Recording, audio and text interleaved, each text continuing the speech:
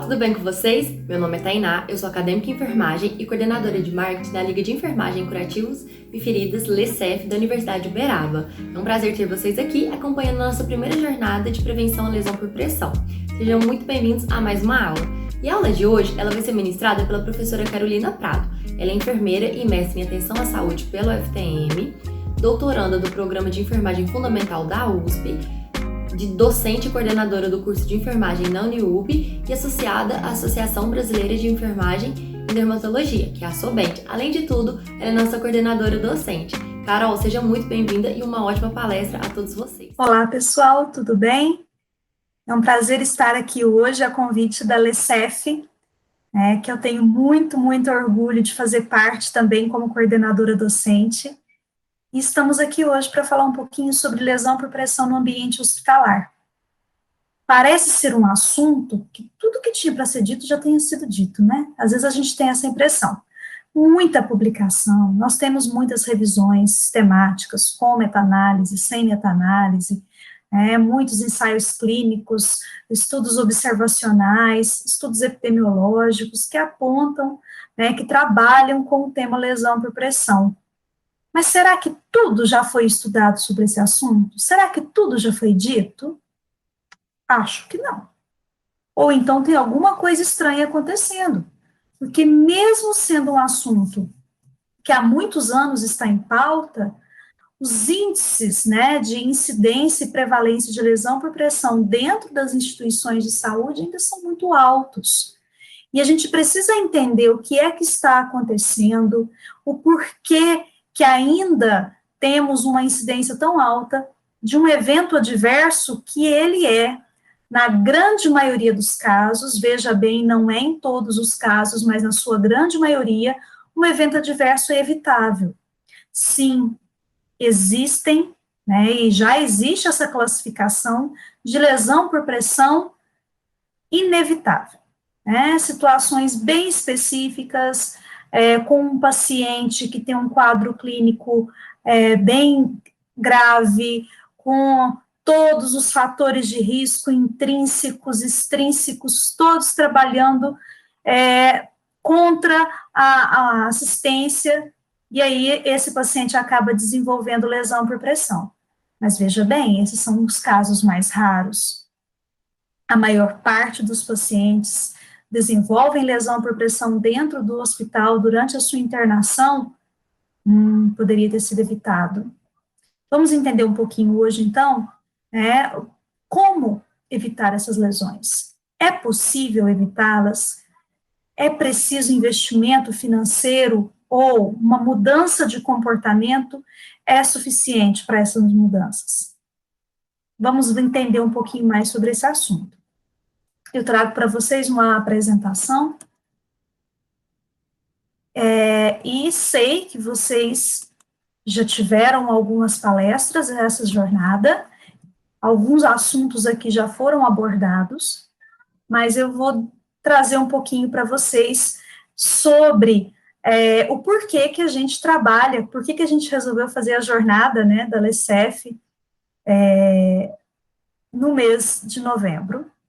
Bom, dia 19 de novembro de 2020, de acordo com a NPIAP, nós estamos comemorando, marcado o Dia Mundial contra a Lesão por Pressão. Então, nós escolhemos o mês de novembro justamente para isso, para a gente trazer para vocês um pouco mais de informação sobre lesão por pressão, e o que pode ser feito para que a gente diminua esses índices, que ainda são muito altos, estranhamente muito altos, porque já se sabe muito sobre esse assunto, e algumas medidas simples, como, por exemplo, a mudança de decúbito, a escolha do melhor colchão, isso daí já é de conhecimento da grande maioria das pessoas. Por que será que a lesão de pressão ainda é tão prevalente?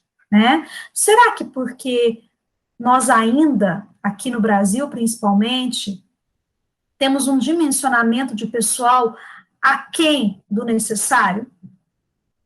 Se a gente parar para pensar que o cuidado com a pele, a mudança de posição, a troca de fralda no tempo adequado, tudo isso influencia, eu preciso de pessoal para fazer, né?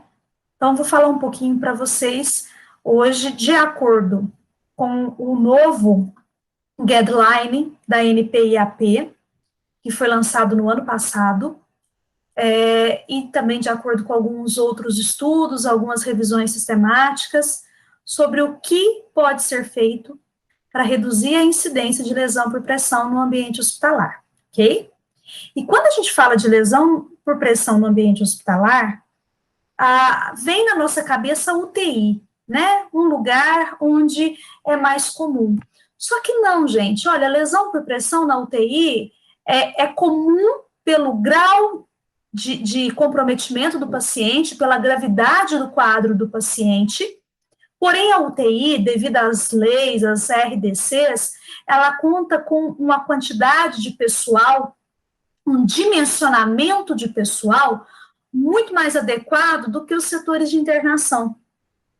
Então, uma UTI em que se trabalha com planejamento da assistência adequado, que se trabalha com metas muito bem definidas, é raro, pelo menos deveria ser raro, a gente ter esses pacientes com lesão por pressão, que eles desenvolvam essas lesões por pressões dentro da UTI, né? Justamente porque é um setor que tem, né, um cuidado geralmente sistematizado, processo de enfermagem implantado, uma equipe, né, maior comparada com outros setores.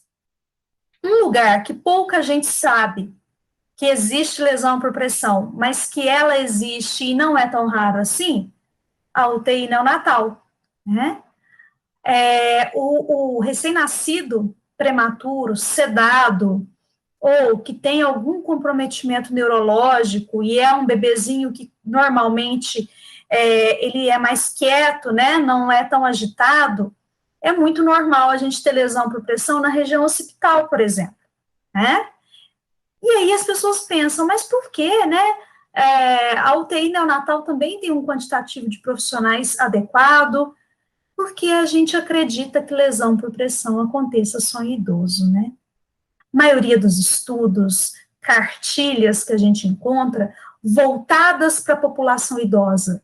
Não, gente. Qualquer um, em qualquer idade, em qualquer gênero, que ele fique restrito ao leito por um tempo prolongado, ele tende a desenvolver lesão por pressão se medidas protetivas não forem adotadas. Então, qualquer setor, desde o pronto atendimento, em que chega um paciente na maca e que muitas vezes ele fica imobilizado na maca, aguardando transferência para outro setor, aguardando realização de exames, e ele está suscetível a desenvolver lesão por pressão. Vamos entender um pouquinho, então, sobre o que é e como se desenvolvem essas lesões.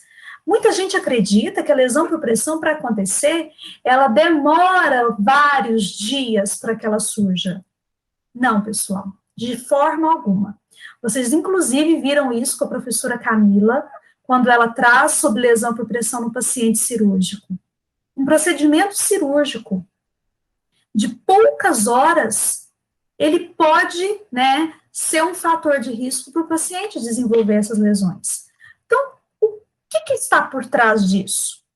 Nós temos uma área de tecido, não só pele, mas ali eu tenho tecido subcutâneo, eu tenho tecido muscular. Essa área está sendo comprimida entre uma proeminência óssea e uma superfície rígida. E para que a lesão por pressão se desenvolva, ali eu vou depender da duração dessa pressão, da intensidade dessa pressão e de vários fatores relacionados ao próprio paciente, como, por exemplo, pressão arterial baixa. Bom, vamos entender isso melhor. Essa imagem mostra a proeminência óssea, os capilares que ali irrigam os tecidos próximos a essa proeminência. Quando eu tenho a compressão desses tecidos contra uma superfície rígida, ou como a maca, como a mesa cirúrgica, a cama do paciente, essa pressão, ao exceder a pressão sanguínea dentro desses capilares, gera oclusão desses vasos. Esses vasos ocluídos, eles não vão conseguir, né, perfundir esse tecido.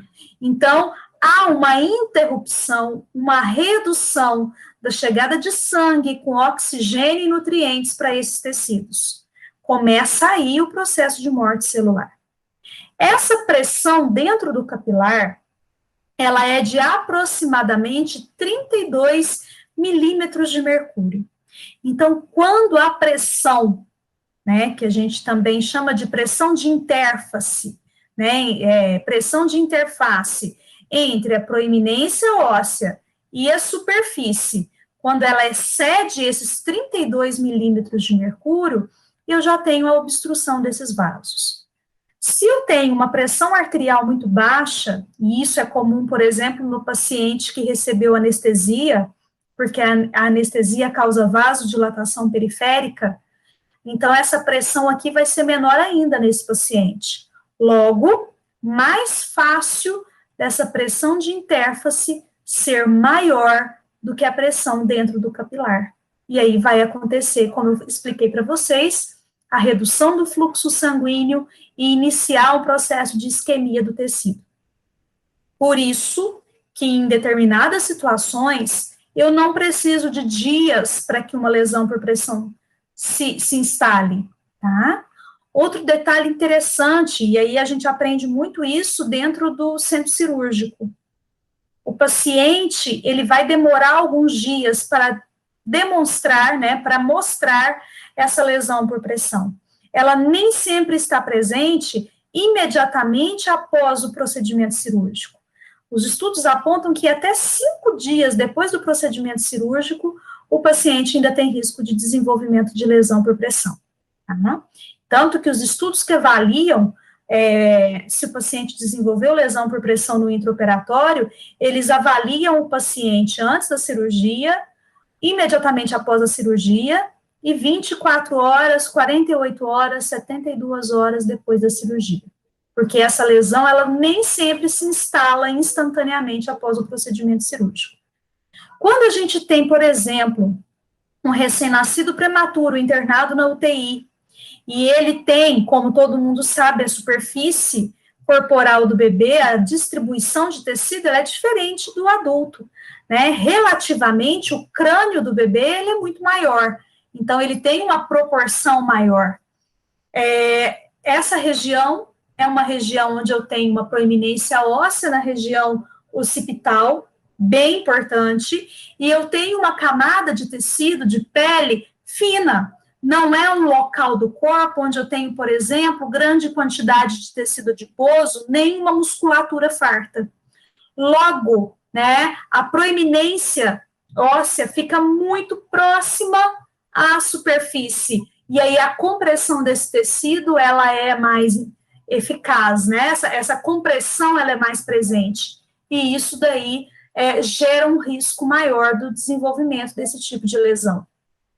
Quando a gente tem, por exemplo, a região glútea, em que eu tenho uma quantidade de tecido muscular, de tecido adiposo mais avantajada, em pacientes que têm o IMC normal, por exemplo, eu tenho aí, então, um risco um pouco menor, tá? As lesões por pressão, gente, elas podem também ser derivadas de artigos médicos, de dispositivos médicos. Por exemplo, a lesão por pressão na região da aleta nasal, causada pelo CPAP nasal, pela pronga do CPAP nasal, no bebezinho lá da UTI neo. Ou então o paciente que está com sonda nasentérica, e a fixação é feita de uma maneira em que essa sonda ela fica muito próxima, comprimindo a aleta nasal, gerando uma lesão por pressão. Lesão por pressão, por exemplo, do paciente que está entubado e a equipe, né, seja por um descuido ou por uma fixação inadequada, esse essa cânula orotraqueal, ela pode comprimir a comissura labial, gerando uma lesão por pressão, ou a fixação do tubo gerar lesão por pressão na região da orelha, né? Então, essas lesões, a lesão por pressão na uretra, essas lesões são causadas por dispositivos médicos. E às vezes acontece até na hora de posicionar o paciente no leito, a equipe às vezes não percebe que o dispositivo ficou embaixo da pele do paciente, como, por exemplo, a mangueira do equipo, o coletor da sonda, a extensão coletora do dreno, fica por baixo do paciente e gera uma pressão maior e gera uma lesão por pressão. Então, as lesões por pressão também podem acontecer derivadas de dispositivos médicos, e isso é comum. Então, a gente também precisa ter esse olhar atento para esse tipo de lesão, tá? Bom, vamos entender um pouquinho os fatores de risco, porque é fundamental você entender o que é fator de risco, entender o que é modificável e o que não é modificável. O que não é modificável, a gente tem pouca gerência sobre, mas os fatores de risco modificáveis, esses a gente precisa atuar em cima deles, né? Bom, quando essa imagem foi retirada, né, é um print da tela do guideline, tá, de 2019 da NPIAP. E aí ele traz essa questão que eu expliquei para vocês, que a lesão, ela vai depender do tamanho da pressão, da força de compressão, né, e da duração dessa pressão.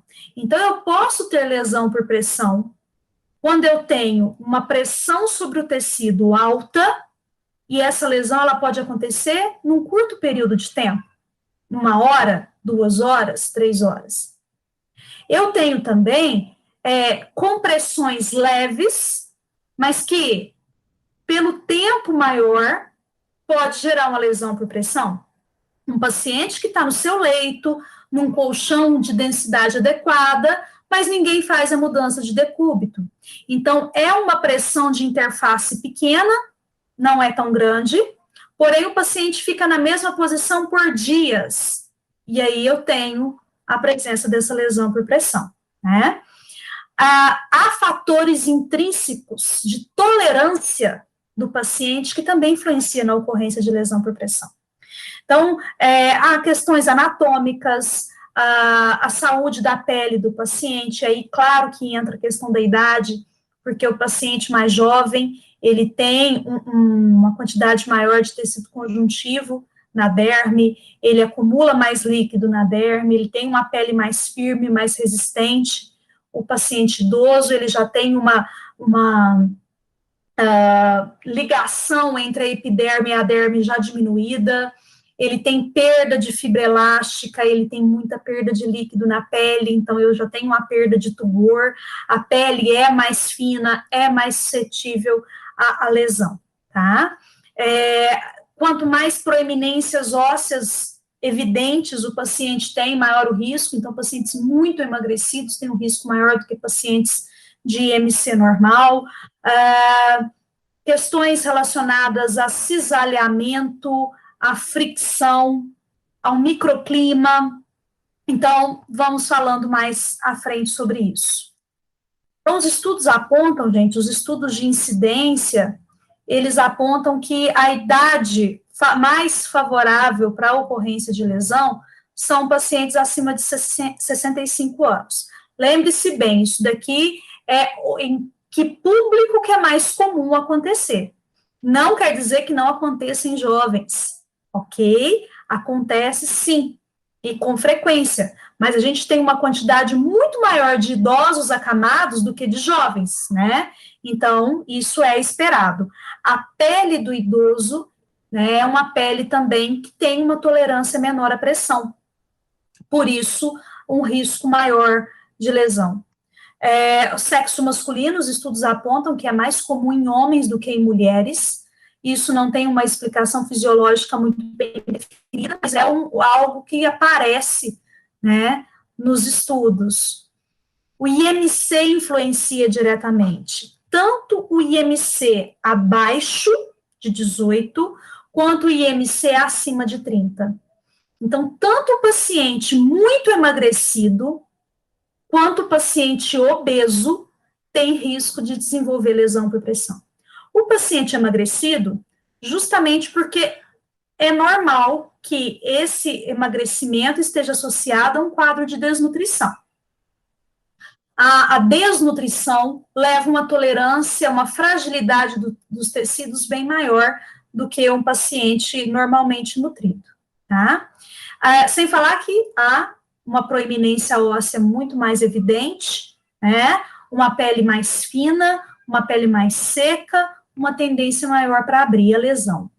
No obeso, devido à grande proliferação, na verdade, né, o aumento dos adipócitos, o acúmulo de gordura no tecido subcutâneo, dificulta a irrigação dos tecidos. E aí, com a pressão ainda comprimindo os capilares, mais difícil ainda a irrigação desses tecidos, maior a suscetibilidade à lesão por pressão. Há algumas doenças, algumas comorbidades que também influenciam. Os estudos apontam que a lesão por pressão é bem mais comum entre diabéticos. Então, pacientes que têm, portadores do diagnóstico de diabetes, eles têm uma tendência maior a ter lesão por pressão. Isso pode estar ligado a questões microvasculares e macrovasculares também, que a gente sabe que no diabetes a gente tem comum, né, a gente ter uma diminuição da irrigação nas extremidades por conta das placas de ateroma. A gente tem os processos de aterosclerose e arteriosclerose.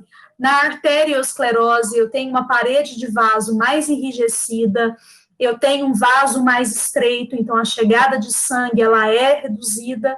Então, esses fatores circulatórios associados à pressão tornam esse paciente mais suscetível a ter lesão por pressão.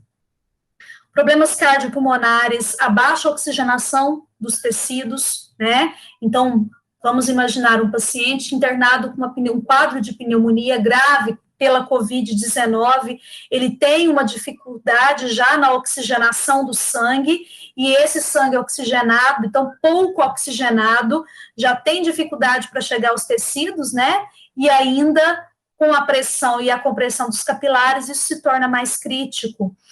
Doenças vasculares como a insuficiência arterial periférica, comum no diabético, né? É mais fácil esse paciente desenvolver, por exemplo, uma lesão por pressão no calcâneo, porque além do fator pressão, além do fator fricção, porque o paciente ele tende a friccionar, né, o calcâneo na cama, além desses fatores que já são conhecidíssimos para causar lesão por pressão, a gente ainda tem uma circulação que não é eficaz.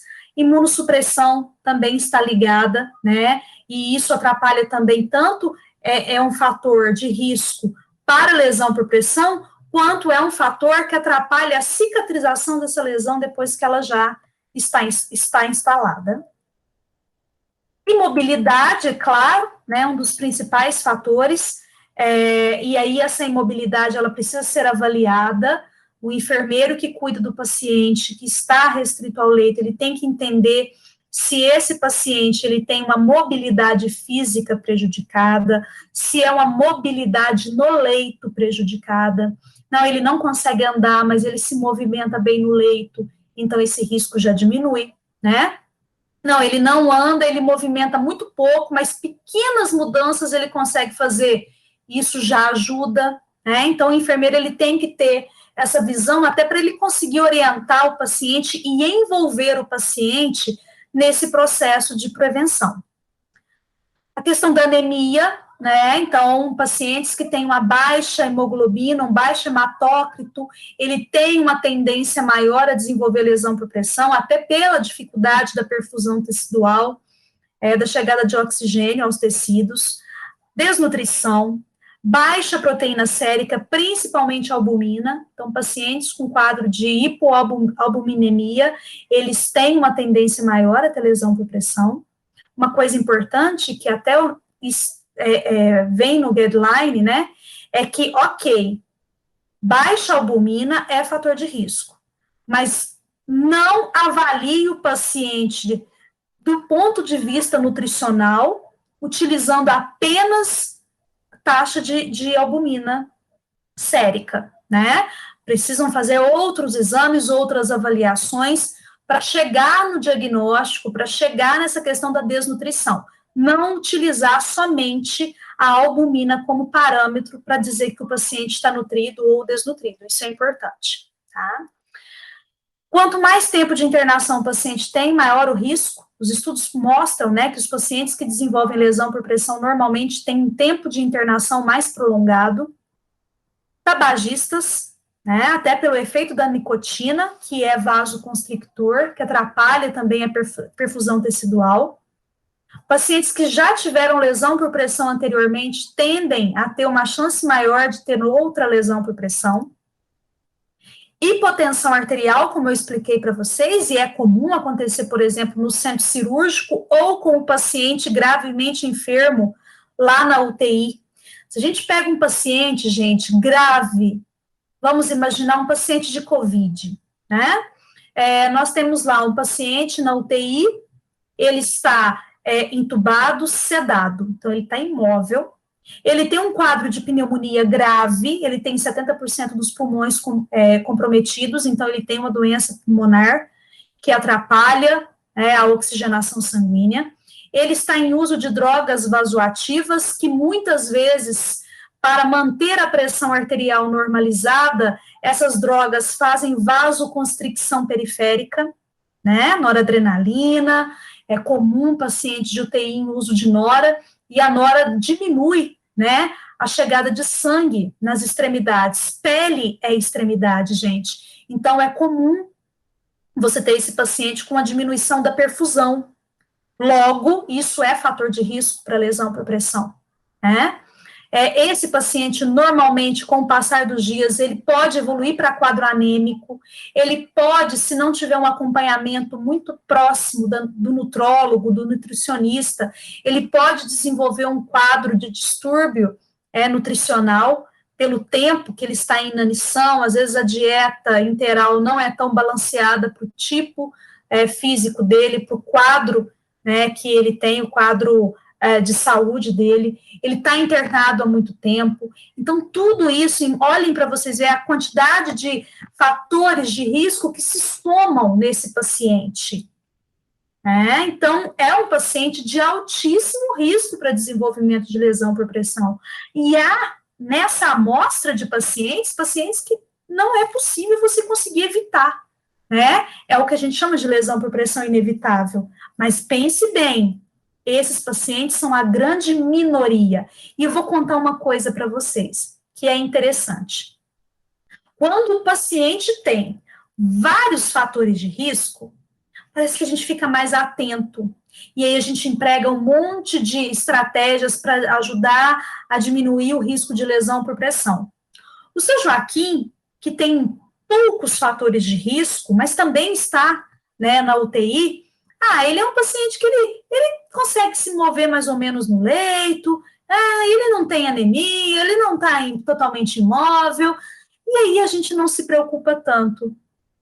O paciente grave não desenvolve lesão, o paciente não tão grave desenvolve por falta de vigilância da enfermagem, né? Então, a gente precisa saber avaliar muito bem essa questão do risco de lesão por pressão, e a gente precisa entender que qualquer paciente pode ter lesão por pressão, gente. Qualquer paciente. Então, eu preciso redobrar a minha vigilância, eu preciso qualificar a minha assistência, eu preciso capacitar a minha equipe. E aí, o processo de enfermagem é um aliado sem tamanho. Processo de enfermagem, ele tem que ser entendido pelo enfermeiro como a melhor ferramenta assistencial que esse enfermeiro pode ter. O grande aliado dele, tá? Então, é importante que a gente tenha isso muito claro. As incontinências também são um problema, né? A gente entende que pele extremamente úmida, a pele que está ali exposta às fezes, à urina, ela tem uma tendência muito maior de desenvolver lesão, justamente porque é uma pele muito mais frágil, né, que é o que a gente vai falar agora quando a gente falar de microclima. Bom, esses então são fatores intrínsecos ao paciente. Alguns modificáveis, outros não, tá? Mas são os fatores relacionados ao paciente, os fatores clínicos.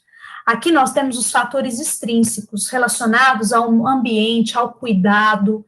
Esses daqui são totalmente modificáveis e a gente precisa investir neles. Primeiro, a exposição à pressão. Então, eu preciso reduzir ao máximo, né, a exposição do meu paciente à pressão prolongada ou à pressão exageradamente alta.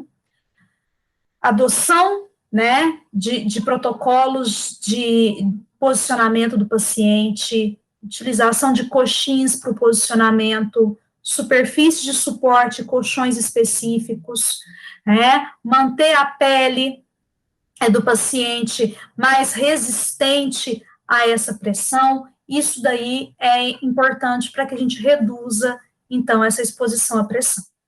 Outro fator de risco que é um problema é o cisalhamento. O cisalhamento, gente, ele acontece quando o esqueleto vai em uma direção e a pele vai em outra. Normalmente isso acontece quando a gente arrasta o paciente na cama, por exemplo. E aí, é uma coisa interessante, tem alguns estudos, essa questão do tempo de reposicionamento do paciente no leito, ele é muito controverso, né? Apesar de que parece que está engessado na nossa cabeça que a mudança de decúbito tem que acontecer de 2 em 2 horas, não é isso que os estudos trazem. Eles colocam que avalie seu paciente, para você, diante da avaliação, definir se vai fazer mudança de decúbito de 2 em 2, de 3 em 3, de 4 em 4, se é necessário fazer mudança de decúbito. E aí, uma das coisas é por isso. Quando eu tenho um paciente que toda vez que eu vou mudar ele de posição, eu arrasto ele na cama, é melhor não mudar em algumas situações. É melhor fazer mudanças pequenas, né? Mudanças de posicionamento discretas, do que ficar arrastando o paciente na cama, porque a força de cisalhamento, gente, ela é decisiva, tá? Então, com relação a arrastar o paciente, simplesmente pare de arrastar o paciente na cama. O paciente é obeso, o paciente é grande, eu preciso de gente suficiente para conseguir fazer a mudança de decúbito sem o arraste na cama. Certo? E isso tem que estar muito claro para a equipe, para não ter aquela coisa de, eu mudo ele sozinho, só nós dois damos conta, né? Quem nunca viu ali a equipe pegando o paciente na região axilar, subindo ele na cama e a hora que solta ele volta para a mesma posição? Porque eu subi foi o esqueleto, a pele mesmo eu não subi. A fricção, isso aqui a gente também tem que tomar muito cuidado, o arrastar também gera fricção, aquele paciente, e aí até a questão do paciente confuso, viu, gente? Aquele paciente confuso que fica se debatendo no leito, que se arrasta para cá, se arrasta para lá, isso vai gerando fricção. Então, a gente tem que pensar também na forma como, se há necessidade realmente de conter o paciente, né? Como que essa contenção é feita quando não há mais o que fazer e a contenção é indicada, ou como essa contenção foi feita, porque eu posso, com a contenção, gerar fricção e gerar lesão, tá? E isso daí é algo muito sério. Inclusive, isso gera processos litigiosos, né, processos judiciais, porque é feita de maneira inadequada e muitas vezes desnecessária, e por um tempo desnecessário a contenção do paciente no leito, e o que gera lesão. Isso é muito perigoso. Tomem cuidado com isso. E o microclima alterado? O que é o microclima, gente? É o clima ali na pele. Então, ele está relacionado à temperatura e à umidade. Quando a pele do paciente é exposta à umidade contínua, a gente tem uma maceração do tecido de queratina, né, da camada de queratina da pele.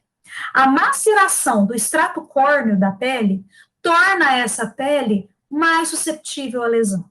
Então, aquele paciente que fica muito tempo num ambiente úmido, às vezes aquele paciente que teve febre, que teve uma alta sudorese, molhou os lençóis e ali ele ficou, ele tem uma chance muito maior de desenvolver lesão por pressão, principalmente nesses locais de maceração da pele.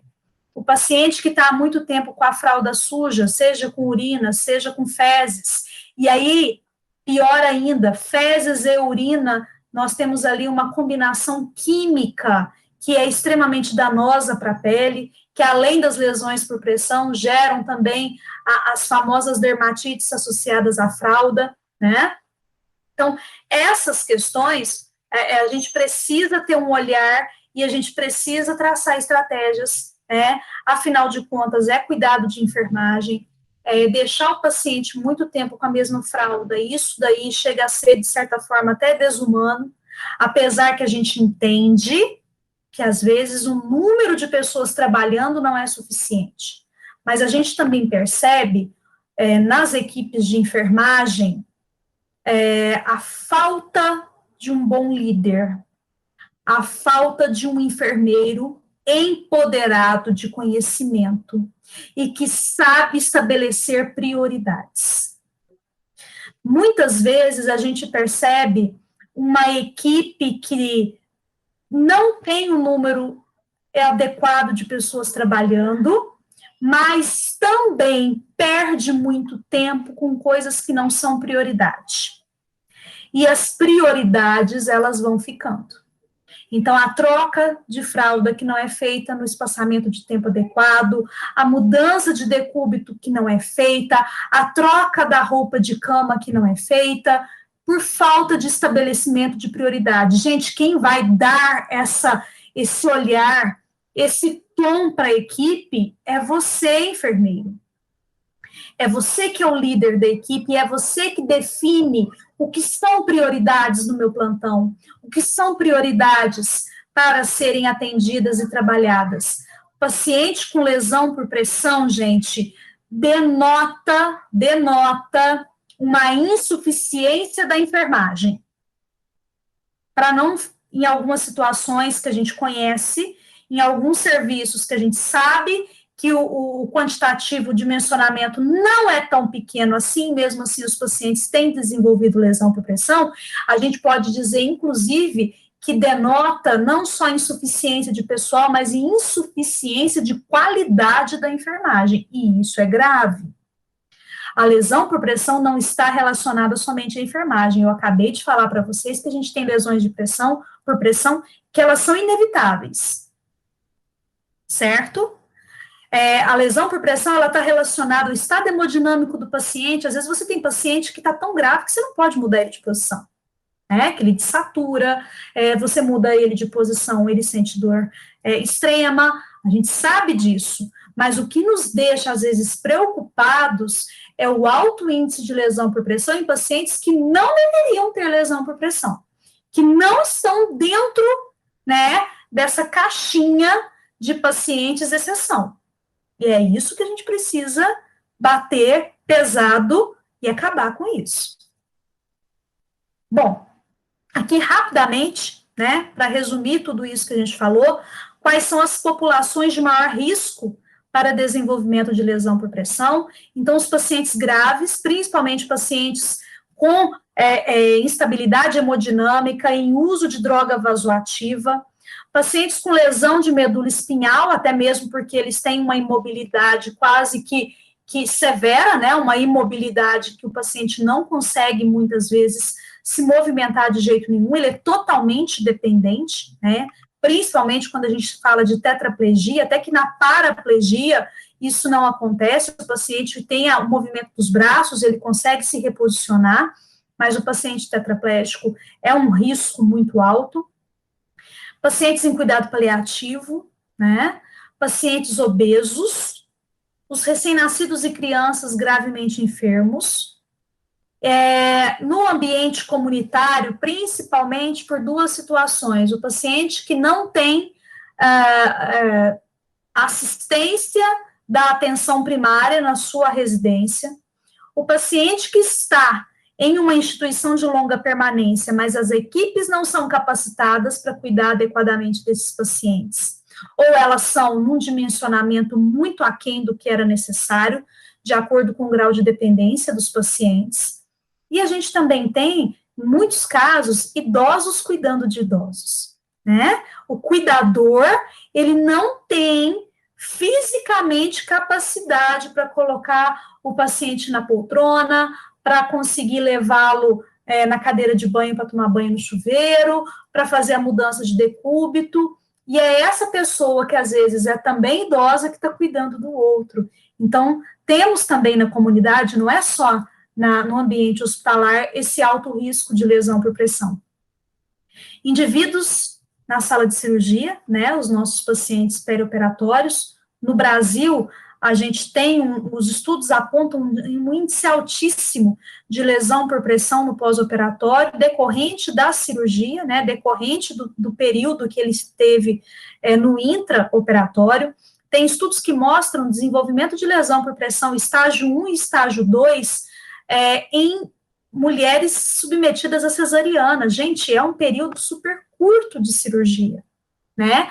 Mas devido à situação da cirurgia, por exemplo, a gente falando de maceração da pele, de microclima, no momento em que se faz a antisepsia da pele, né? Ali muitas vezes o antisséptico escorre e ele vai para as costas da paciente. E quando a gente está falando de cirurgia de baixo ventre, cesariana, ele escorre para a região sacral. E a região sacral, num paciente que está em decúbito dorsal, é uma das áreas de maior descarga de peso.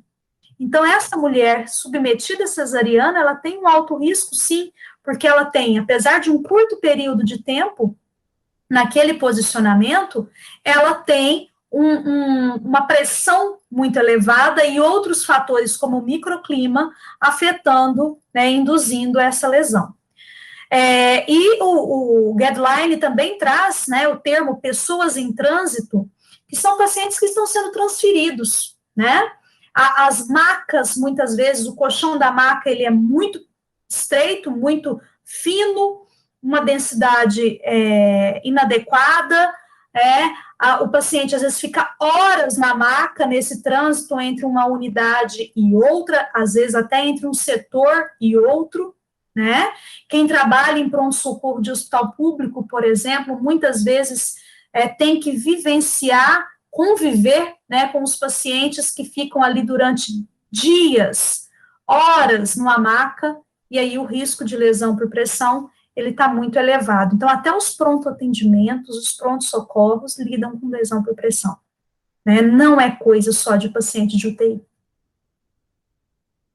Bom, os dois referenciais que eu trouxe mais com maior quantidade de informação para essa aula é essa revisão sistemática, né, que foi publicada pela Cochrane em 2015, ela já está quase passando por uma revisão, eles já devem estar estudando a reforma dessa revisão, a cada 5 anos, né, eles refazem para ver se tem novas informações, novos estudos, novos dados. As últimas 3 foram feitas pelos mesmos autores, tá? Sobre superfícies de suporte na prevenção de lesão por pressão, e aqui entra tudo, viu, gente? Nessa revisão, eles trabalham com artigos em diferentes locais, né? Eles trabalham com artigos que testaram as superfícies de suporte no ambiente hospitalar, na UTI, na ortopedia, na UTI neonatal, no centro cirúrgico, e também nas instituições de longa permanência. E essa é a carinha, né, do guideline da ANPIAP de 2019. Você consegue adquirir, você consegue comprá-lo na página da ANPIAP. Hoje, ele deve estar por volta de uns $50, né, esse guideline, e ele traz, né, as várias recomendações dessas organizações com relação à prevenção e tratamento de lesão por pressão, tá? O último antes desse foi 2014, então ele é revisado a cada 5 anos, e publicado para a população no mundo todo, né? Profissionais do mundo todo se baseiam nesse guideline para tomar conduta. Então, eu vou trazer aqui um apanhado bem superficial, rápido desse guideline para vocês, e o que ele aponta como maneiras da gente trabalhar para reduzir os números de lesão por pressão nos ambientes hospitalares e não hospitalares mundo afora. Primeira coisa que eles trazem, né, o que me chama a atenção é a importância de se avaliar o paciente e determinar qual é o risco que esse paciente tem para desenvolvimento de lesão por pressão. Então, os hospitais precisam trabalhar com escalas validadas, instrumentos validados, para escalonarmos qual é o risco do nosso paciente para o desenvolvimento de lesão por pressão, e aqueles pacientes que se enquadrarem em alto risco, em médio risco, que a gente tenha estratégias, né, traçadas, muito bem definidas, para que a gente implemente desde o primeiro momento do paciente dentro do hospital. A escala, ele não aponta quais escalas com maior acurácia ou não, ele discute isso, sim, ele discute Norton modificada, Waterloo, Braden, a Braden-Q, que é muito usada em pediatria, mas ele não chega a dizer essa ou aquela é a melhor, né? Mas ele fala, sim, da importância de adotar uma escala de avaliação de risco apropriada para o tipo de paciente em todos os serviços, em todos os setores. O que a gente tem de modificação, gente, a Braden, ela é muito aplicada a qualquer paciente adulto, né? A Braden-Q para pediatria, e a gente tem algumas próprias para o paciente cirúrgico, né? No Brasil, a gente hoje conhece a escala ELPO da nossa querida Camila como uma escala excelente para avaliar o risco do paciente de desenvolver lesão por pressão decorrente do posicionamento cirúrgico, não só a lesão por pressão, mas outros tipos de lesão, como lesão nervosa, lesão de vasos, síndrome compartimental também. Né? Então, a ELPO, ela não é específica para lesão por pressão, apesar de ser muito útil e ajudar bastante já para definir o risco do paciente cirúrgico em desenvolver uma lesão. Há escalas, há instrumentos específicos para lesão por pressão no paciente cirúrgico, porém nenhuma delas ainda traduzida, né? Então, olha, o pessoal que está aí esperando, querendo trabalhar alguma coisa na área de validação de escala, validação de instrumentos, né? Há alguns instrumentos, como a escala Munro, que ela não foi traduzida ainda para o português e tem sido muito utilizada lá fora para avaliação de risco de lesão por pressão no paciente cirúrgico. Então, fica aí a dica. Vamos fazer, né, pesquisas, traduções aí dessas escalas. Eu preciso detectar, além das escalas, porque uma coisa que o guideline traz é que essas escalas, com as diferenças entre elas, ainda existem alguns fatores que não são aferidos nessas escalas e que o enfermeiro precisa realmente aferir, né? Tanto fatores de risco modificáveis como não modificáveis. Então, por isso que é tão fundamental você conhecer fator de risco, né? Para você olhar para o paciente e já pensar, ele tem ou não tem? Independente se eu usei ou não uma escala, porque às vezes, por exemplo, diabetes é um fator de risco e não aparece, por exemplo, na escala de Braden, né? Então, essas questões o enfermeiro precisa ter, né, muito claro na hora de elaborar o plano de cuidado dele. Lembra, gente, que processo de enfermagem e sistematização são coisas diferentes. Para que eu tenha um processo de enfermagem muito bem definido, um processo de enfermagem realmente eficaz para a resolução de problemas, ele tem que estar pautado em instrumentos baseados em evidência, instrumentos validados. Então, o uso das escalas de avaliação de risco, elas sistematizam a assistência e embasam a tomada de decisão lá no processo de enfermagem.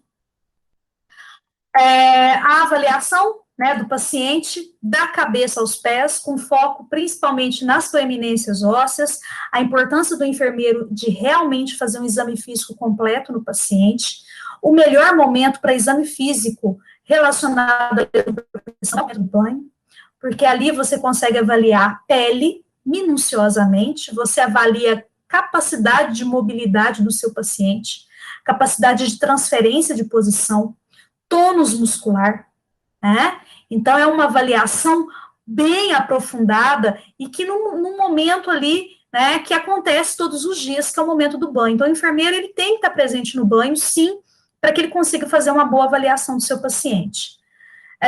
Sempre buscar, né, sinais de hiperemia, essa hiperemia branqueável ou não, ela desaparece após alguns minutos ou não, tem maceração na pele, qual é o grau de umidade que esse paciente, né, apresenta. Então, é um paciente, por exemplo, o edema extremo, que é muito comum no paciente em choque na UTI, né, e aí esse paciente, ele tem perda de líquido constantemente, a cama continuamente úmida, né, um edema muito intenso, é aquele quadro que casa com a questão da lesão por pressão inevitável, né? Tem pacientes nessa situação que é quase impossível você realmente conseguir evitar a lesão por pressão.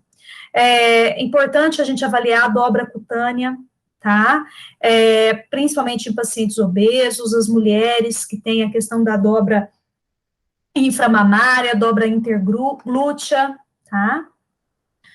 Outra coisa importante, avaliar a dor. E, gente, inclusive, porque tem pacientes que a gente não faz tanto a mudança de decúbito ou evita alguns decúbitos porque ele sente muita dor. Então, é importante avaliar essa dor e implementar medidas de analgesia. Então, tem que fazer a mudança de decúbito, está fazendo de 3 em 3 horas, de 2 em 2 horas, é importante, às vezes, administrar o analgésico meia hora antes de fazer a mudança de posicionamento, justamente para que o paciente suporte aquela mudança, né, que não seja algo doloroso e insuportável para o nosso paciente. Aqui só, né, para vocês conhecerem rapidamente, né, essas 3 escalas que eu citei, a escala de Braden, né, que avalia a percepção sensorial, umidade, a capacidade de atividade do paciente, mobilidade, nutrição e fricção e cisalhamento. Né? Então, é a escala mais utilizada no mundo todo. Mas, por exemplo, para centro cirúrgico, ela já não é tão interessante, porque aqui não entra a questão da anestesia, né? Outros fatores que estão inerentes ao paciente cirúrgico. Posicionamento cirúrgico, por exemplo. Aqui, a escala de Norton, né? Que avalia condição física, mental, capacidade de atividade, mobilidade, continência, né?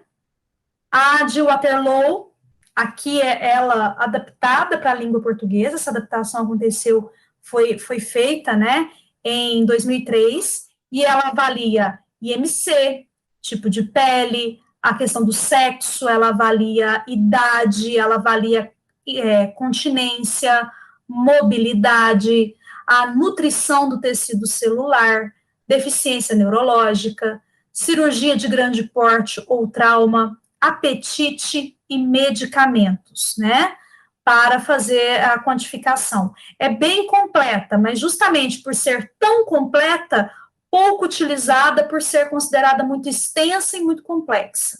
Então, mas é uma escala também muito utilizada ao redor do mundo. O guideline traz também a importância dos cuidados com a pele. Então, além da avaliação, cuidar bem da pele do paciente é fundamental. Especialmente a questão de manter essa pele limpa e seca, né? Sem excesso de umidade. A troca de fraldas, ela precisa acontecer sempre que houver a necessidade, sempre que houver fezes ou urina presente. Não manter o paciente em lençóis úmidos, né? E eles falam bastante da hidratação da pele, principalmente utilizando produtos, né, utilizando cremes, hidratantes, de preferência, gente, sem perfume, né, sem materiais que podem causar algum tipo de irritação, evitar o uso de sabonete alcalino, tá, para não alterar o pH da pele. Então, o ideal é a utilização de limpadores de pele. e sabonetes com pH neutro, com pH levemente mais ácido, como é o da pele. A questão dos limpadores de pele, eles citam, né, que são produtos utilizados tanto para fazer higiene íntima, quanto para o banho do paciente. Hoje a gente tem até as toalhas, né, com esses produtos para fazer o banho no leito, que você não utiliza água e sabão, mas assim uma toalha umedecida com esse produto, que é um produto surfactante, que tem a capacidade de limpar a pele sem alterar o pH e sem agredi-la, sem ressecá-la, como os sabonetes costumam fazer. São produtos sem enxágue, tá, gente? Então, não há necessidade da água. Porém, o custo é um pouco mais elevado do que a bom e velho água e sabão, infelizmente. O creme barreira, fundamental, né? Principalmente nas áreas de prega cutânea, nas áreas onde eu tenho um excesso de umidade e também na região íntima, né? Glúteo, períneo, para evitar também a dermatite associada à incontinência. Aqui, olha, trouxe como exemplo, não tem conflito de interesses, tá? É só como exemplos mesmo de produtos. Aqui nós temos a linha da Cavilon, então esse é o limpador de pele sem enxágue, você pode borrifar e depois passar o paninho, ele limpa a pele sem precisar enxaguar, sem a necessidade do sabonete. Aqui um creme barreira, né? E aqui o spray barreira, que forma uma película sobre a pele. Também muito utilizado, muito bons para manter a pele hidratada e protegida, para evitar essas lesões, principalmente na região sacral, região glútea. Aqui também, ó, a linha Dermilon, que também tem aqui os lencinhos umedecidos, eles têm as toalhas umedecidas para fazer a limpeza da pele do paciente. Então, são só para vocês terem noção que há linhas para esse tipo de produto que visa a higienização e a hidratação e proteção. Outros cuidados, né, o que desponta nos estudos, e isso, assim, tem muito estudo, inclusive no paciente cirúrgico, falando sobre o uso dos curativos de espuma, né, os FOANs, para prevenção de lesão por pressão. Então, são curativos à base de espumas multicamadas, e que, além de impermeáveis e diminuir a maceração da pele naquela área, eles são mais acolchoados, então eles diminuem a fricção e também previnem lesão por pressão. Antigamente, a gente usava muito a placa de hidrocoloide, né? A placa de hidrocoloide, ela reinou absoluta durante muito tempo, e depois que as espumas apareceram, a placa de hidrocoloide parece estar caminhando para o desuso, tanto na prevenção de lesão, quanto no tratamento de feridas. As espumas, elas têm uma capacidade de absorção muito mais superior, né, para uma lesão que é altamente exudativa, por exemplo, porém o custo ainda é um pouco elevado. Para esse tipo de cuidado, dê preferência para as espumas que já vêm com adesivo, porque existe a espuma sem o adesivo, que precisa ali de você acrescentar um outro adesivo que pode causar lesão na pele, tá? Uma coisa interessante, esse aqui, gente, é para calcânio, né? Então, para evitar aquela fricção contínua no calcânio, para diminuir pressão. Aqui, elas têm de vários tamanhos e formatos para as áreas onde tem curvas e pregas, né?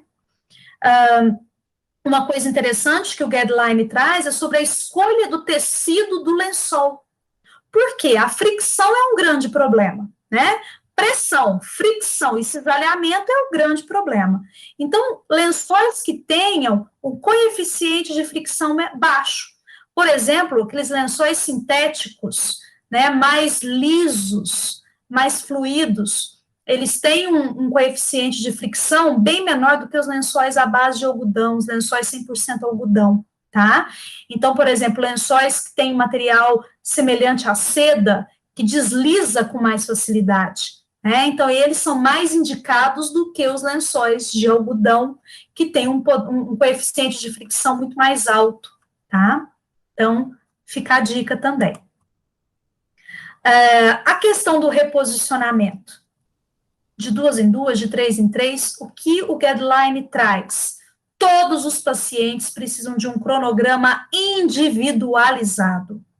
Então, o cuidado individualizado, e aí, mais uma vez, vem o processo de enfermagem como uma bênção na nossa vida, porque nada mais individualizado do que o processo de enfermagem quando feito de verdade, né? Entenderam, né? Onde eu vou avaliar o paciente e vou montar um cronograma de reposicionamento adequado para as necessidades daquele paciente, tá? E o que vai ser avaliado para montar esse cronograma? É necessário avaliar a tolerância da pele, características do turgor da pele, né, da nutrição dessa pele, a questão também de umidade, se esse paciente ele tem alta umidade na pele ou não, condições médicas gerais como instabilidade hemodinâmica, necessidade de manipulação mínima, quais são os objetivos ali, por exemplo, tem um paciente acamado e um paciente em estado paliativo, né, em cuidado paliativo, o objetivo do tratamento é diferente, então os objetivos da minha mudança, do meu reposicionamento são diferentes. É um paciente que sente muita dor, será que vale e é necessário mudar de 2 em 2 horas mesmo? Será que eu não posso espaçar um pouco mais, porque ele é jovem, porque ele está bem nutrido, mas ele tem uma fratura no quadril e sente dor demais? Então, tudo isso entra nessa conta para a elaboração desse cronograma individualizado. Então, não é receita de bolo, gente, não generalize, não é todo paciente que eu tenho que mudar de 2 em 2 horas, ok? Isso precisa ser muito bem definido na cabeça dos enfermeiros, das equipes de enfermagem, e tem que ser realmente trabalhado com seriedade. Até porque, quando eu falo que o dimensionamento de pessoal é insuficiente, mas eu coloco todo mundo da unidade para virar de 2 em 2 horas, será mesmo que eu vou conseguir isso? Ou será que eu estou prescrevendo por prescrever? Não seria melhor eu fazer uma avaliação mais acurada dos pacientes e prescrever a mudança a cada 2 horas para aqueles que realmente precisam? E de 3 em 3 para aquele outro, de 4 em 4 para o outro, né? Então, isso daí economiza horas de enfermagem, otimiza a sua equipe, tá? A questão do elevação da cabeceira, né, bate-se muito na tecla da posição deitada, 30 graus, ok? Até aqueles pacientes que não têm catéter interal, se puder mantê-lo num decúbito mais baixo, melhor, tá? Então, aí eu tenho que avaliar o nível de consciência, a capacidade de deglutição do paciente, se tem sonda, se não tem, mas evitar decúbitos muito elevados, né? Porque o paciente escorrega e faz o cisalhamento. Até no centro cirúrgico, né? Tem que pôr em Trendelenburg, ok. O paciente está apoiado para não escorregar na mesa, né? Qual a inclinação realmente necessária dessa mesa cirúrgica, e por aí vai. Então, pacientes de UTI, e aí a gente conta com os nossos parceiros maravilhosos, os fisioterapeutas, né? É indicada a mobilização precoce. Quanto mais cedo movimentar esse paciente, melhor, claro, após uma avaliação, né, rigorosa. Então, enfermeiros da UTI, aproximem-se dos fisioterapeutas, discutam o caso, vamos fazer mobilização precoce, vocês precisam de ajuda para isso, quem é indicado, quem não é, tá? Porque a mobilização precoce é um fator de proteção da lesão por pressão no paciente de UTI, tá?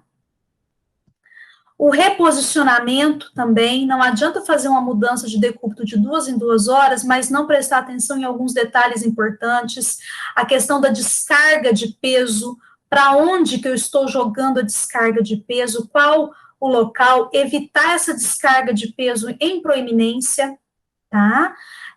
Usar e abusar dos coxins, e assim, os estudos mostram que o ideal seria coxins especializados, sim, mas na ausência deles, pelo menos que use coxins, certo? Então, de acordo com o tipo de posicionamento, você pode utilizar rolinhos, você pode utilizar o próprio travesseiro do paciente para ajudar nesse posicionamento. o uso do lençol móvel para movimentar o paciente, pacientes que mantêm a mobilidade dos braços, mas às vezes não conseguem movimentar o corpo todo, estudar a possibilidade dos triângulos, né, das alças, em que o paciente se segura na alça e ele mesmo, sozinho, muda de posição. O paciente que tem a mobilidade mínima, mas ele está consciente, ele é colaborativo, conversa com ele, fala para ele a importância dele mudar de posição, né? Que sejam mudanças discretíssimas, né? Mínimas, mas que seja feito, isso já ajuda na prevenção da lesão por pressão. Envolva o paciente no seu autocuidado, por favor. Deem voz para o paciente, né? Ouçam o que ele tem para dizer. Com relação à nutrição, também não, né? Primeiro que não sou nutricionista, não estou aqui para isso. Segundo que vocês já tiveram uma palestra maravilhosa sobre nutrição, né? De cair o queixo. Então, o que eu trago para vocês é o que o Guideline apresenta, né? Ele traz um capítulo bem extenso sobre nutrição, fala, né? Os estudos mostram, gente, que os estudos sugerem que os alimentos, né, que a gente chama de suplementos nutricionais por via oral, o SNO, eles sugerem que eles podem ajudar na prevenção de lesão por pressão. Agora, quando se fala de tratamento de uma lesão por pressão que já existe, esses suplementos mostram uma alta taxa de cura, né? Então, o paciente já tem lesão por pressão, investir nesses suplementos nutricionais por via oral, né? Claro, com prescrição e supervisão do nutricionista, isso é fundamental para a cura, para aumento da taxa de cura das lesões. É aquela velha história, desde que foi descoberto, nunca mais deixou de ser, tratamento nutricional, acompanhamento nutricional é padrão ouro para tratamento de lesão por pressão, né? Quando a gente fala, gente, do nutricionista ou nutrólogo, uma das questões que aparece no protocolo, e parece que é algo que é mundial, né, é que nem sempre a gente tem esses profissionais em quantidade adequada dentro dos hospitais. Então, o que se coloca? Que é fundamental que o enfermeiro e o médico responsável pelo paciente façam uma avaliação nutricional, uma avaliação baseada no instrumento, uma triagem, né, nutricional baseada no instrumento validado, e aqueles pacientes que apresentam algum tipo de risco, esses pacientes, o médico e o enfermeiro devem chamar o nutricionista para acompanhar. Então, se eu não tenho nutricionista para todo mundo, que eu, então, priorize os casos mais necessários, tá? Algumas dos sintomas, dos problemas que podem culminar com o desenvolvimento de lesão por pressão, pacientes com saciedade precoce, aquele paciente que come um pouquinho e já está satisfeito, né? E isso pode impactar no seu estado nutricional. A falta de apetite, e aí entra o jejum prolongado, que é um grande problema que a gente tem dentro dos hospitais aqui no Brasil. Coloca o paciente em jejum, né? Das 7 da manhã até 6 horas da tarde. 6 horas da tarde não deu para fazer o exame, libera a dieta, 10 horas zera de novo. Então, assim, o paciente fica praticamente uma semana com uma refeição só por dia. Gente, isso não pode acontecer. Isso não pode acontecer, tá? Então, é preciso trabalhar essas questões de protocolos de jejum, tempos estritamente necessários em jejum, até mesmo porque jejuns prolongados vão contribuindo para a falta de apetite do paciente. E aí, ele entra em quadro, né, de catabolismo, de massa magra, ele entra num quadro de caquexia, e aí vai só deteriorando o quadro clínico e também o quadro nutricional do paciente. Um prato cheio para lesão por pressão. Estado cognitivo também, né, pacientes confusos, por exemplo, tendem a se arrastar mais no leito, ou então o paciente está num quadro de sonolência profunda ou inconsciência, então isso vai afetar. Também o estado funcional, funcionamento dos órgãos prejudicado também afeta, o tipo de doença, né, que esse paciente tem, sofrimento emocional, paladar ou olfato prejudicado, paciente que não compreende adequadamente a importância de uma boa dieta, de uma boa nutrição, tudo isso aumenta o risco de lesão por pressão, tá? É importante, uma coisa que vem no guideline que eu achei fantástica, é eles colocarem a importância do serviço de nutrição hospitalar engajado em oferecer o melhor alimento para o paciente, levar em consideração o gosto do paciente. Não é frescura você sentar com o paciente e descobrir qual é a textura de alimento que ele gosta mais, quais os aromas que ele gosta mais, os sabores, e fazer uma dieta personalizada para ele. Principalmente pacientes em risco de lesão por pressão, para evitar a inanição, para evitar essa saciedade precoce, essa falta de apetite, tá? Isso, gente, é fundamental, não é frescura, nós estamos falando de seres humanos, nós temos preferência alimentar na nossa casa. Por que quando eu vou para o hospital, isso tem que cair? Por que quando eu vou para o hospital, lá eu não gosto de amargo, mas eu tenho que comer amargo, eu não gosto de sopa, mas eu tenho que tomar sopa? Por quê? Isso tem que acabar, eu tenho que respeitar a vontade do paciente, isso tem que ser discutido, né? E aí o guideline traz muito isso, tá? Serviços de nutrição engajados em oferecer o melhor de acordo com as necessidades e preferências do paciente. Eu achei isso fantástico. E também, né, então, como eu já tinha comentado, né, esse último tópico sobre os suplementos nutricionais por via oral, tá? Entrar com dieta suplementar enteral só em última circunstância, sempre com avaliação do nutricionista. Rapidamente, só para vocês conhecerem, a superfície de suporte, né?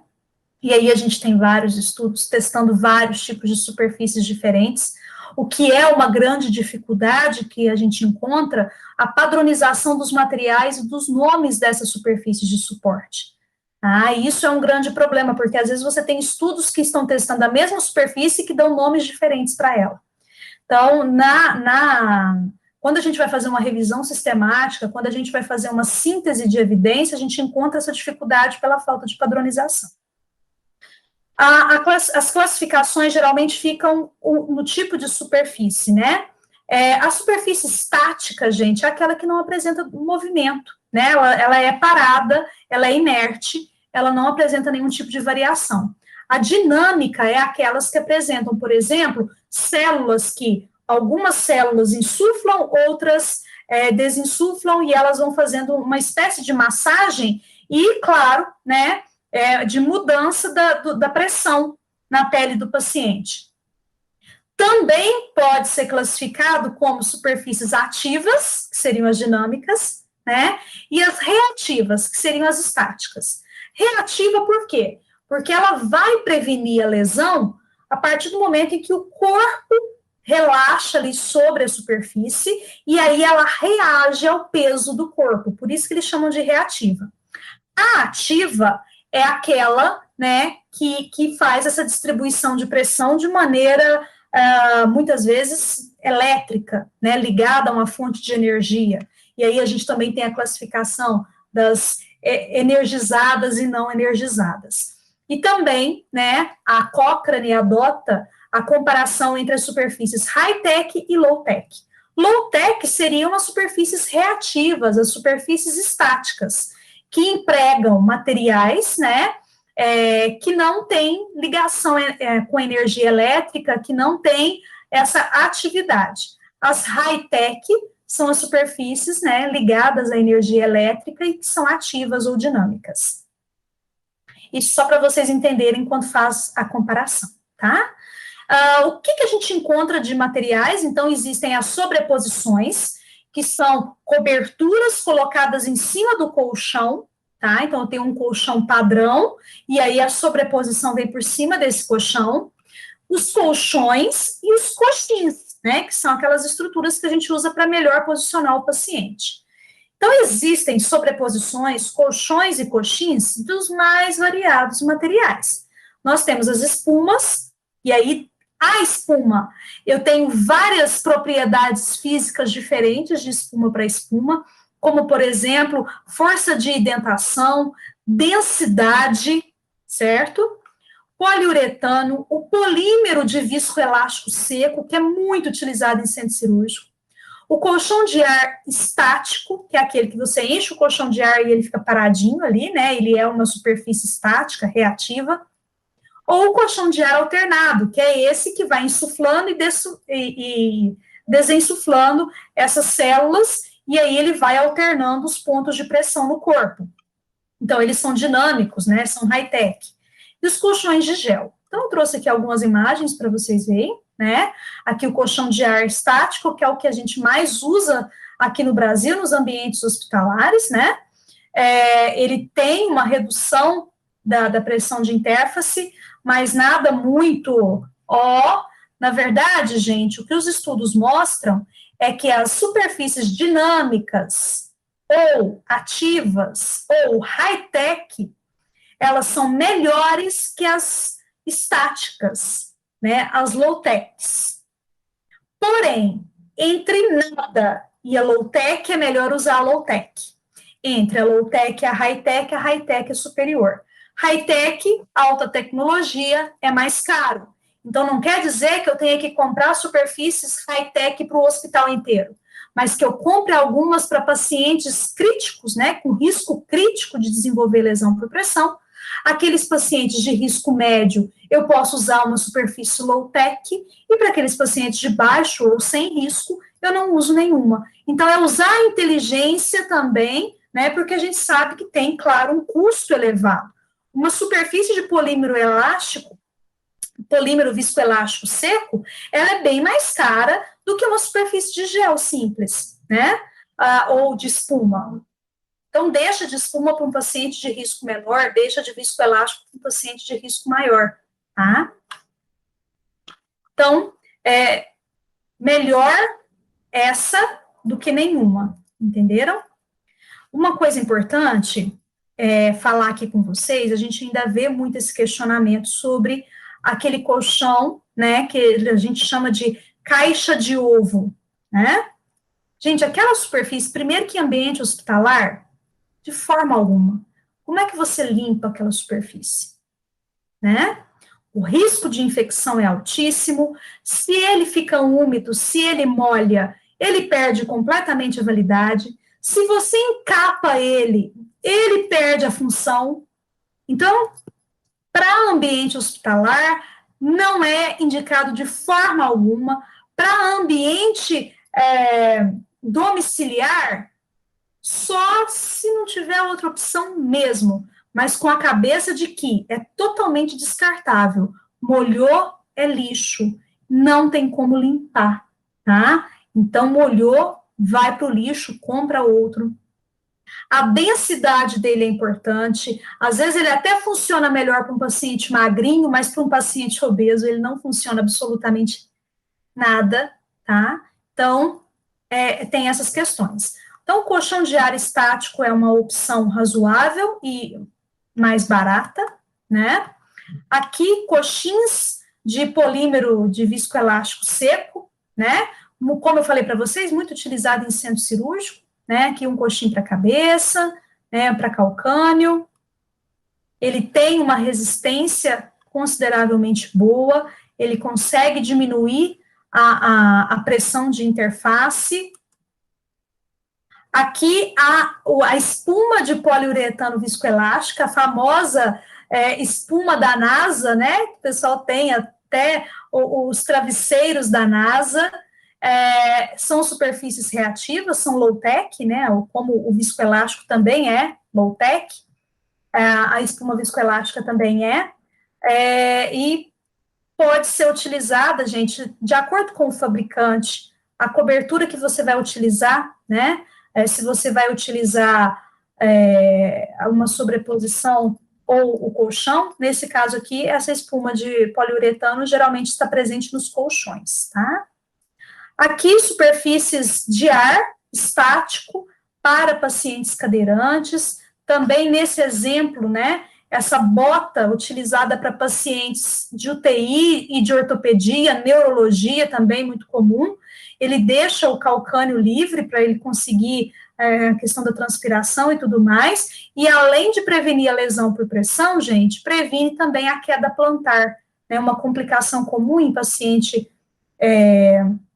que está em UTI, que fica muito tempo inconsciente. Isso é um colchão pneumático, é uma sobreposição pneumática, né, à base de ar, com pressão alternada. Então, ele, aqui eu falei para vocês, ele vai massageando, ele insufla e desinsufla, tá? E aqui é uma cama fluidizada a ar.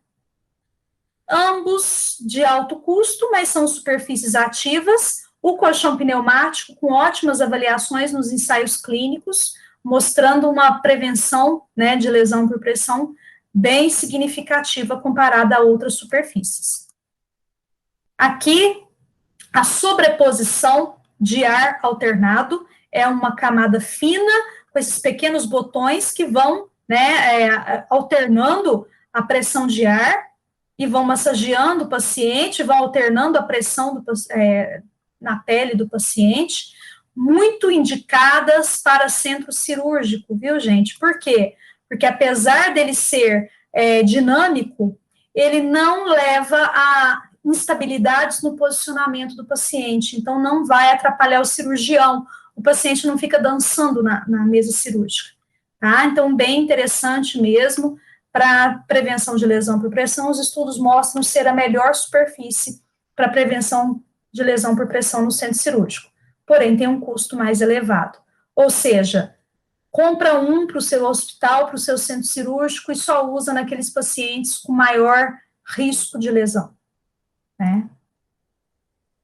Aqui algumas das referências que eu utilizei para essa aula. Quero agradecê-los demais pela atenção, muito, muito obrigada, agradecer a LECEF pelo convite, é um orgulho gigantesco vê-los, o quanto estão crescendo, o quanto são empenhados, é um prazer estar trabalhando com vocês, parabéns por essa jornada incrível, por todo o trabalho que vocês vêm desempenhando, e quero lembrá-los, todos que estão assistindo, empoderem-se de conhecimento, busquem conhecimento, porque o conhecimento, além de salvar vidas, ele salva carreiras, né? Vamos parar de reclamar que não somos valorizados, que não somos bem vistos pela sociedade da maneira que nós queríamos, se a gente não está estudando, se a gente não está buscando, né?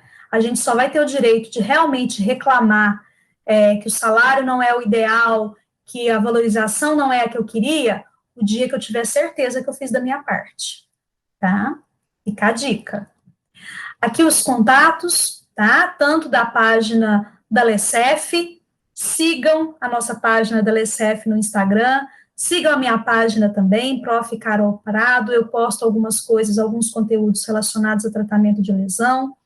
Esse é meu e-mail, quem precisar de material, quem precisar de referências, tá? Eu estou totalmente disposta a contribuir com conhecimento para vocês.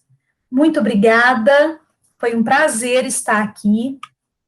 Qualquer dúvida que vocês tiverem com relação a essa aula, por favor, me mandem no e-mail, me mandem lá na página no Instagram, eu estou totalmente disponível para sanar todas as dúvidas que vocês tiverem. Tá? Desculpa, a correria, é muito assunto, é muita coisa, eu quis só dar uma pincelada nos principais pontos desse guideline, que é tão recente, e que muitos de vocês não têm acesso, né? Muitas pessoas não têm acesso, porque é pago e tudo mais, então, eu me senti na obrigação de compartilhar um pouquinho desse conhecimento com vocês. Até mais, até a próxima, bom evento! Oi pessoal, voltei e eu gostaria de agradecer imensamente a professora Carolina por ter dado essa aula maravilhosa e nós da LECEF ficamos muito honrados pela sua contribuição com a jornada e por ser nossa coordenadora docente. Obrigada a todos vocês que estão nos acompanhando e fiquem ligadinhos na nossa programação. Até mais!